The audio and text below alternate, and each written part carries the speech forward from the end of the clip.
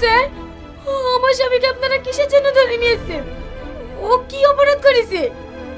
দেখুন, আপনার স্বামীকে আমরা বিয়ে বাড়ি গহনা চুরি করার অপরাধে অ্যারেস্ট করেছি। কি? আপনাদের কোথাও ভুল হচ্ছে। আমার স্বামী চোর না, ও কখনোই চুরি করতে পারে না।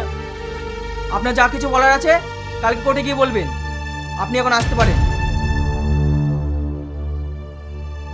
বিশ্বাস করো সালমা, আমি এসবের কিছুই জানিনি। তুমি যেন আমাকে ভুল বোঝো না। 10 বছর ধরে আমি তোমার সাথে সংসার করছি, আমি তোমাকে চিনি না? তুমি কোনো চিন্তা করো না, যা করিও আমি তোমাকে এখান থেকে ছাড়াবো।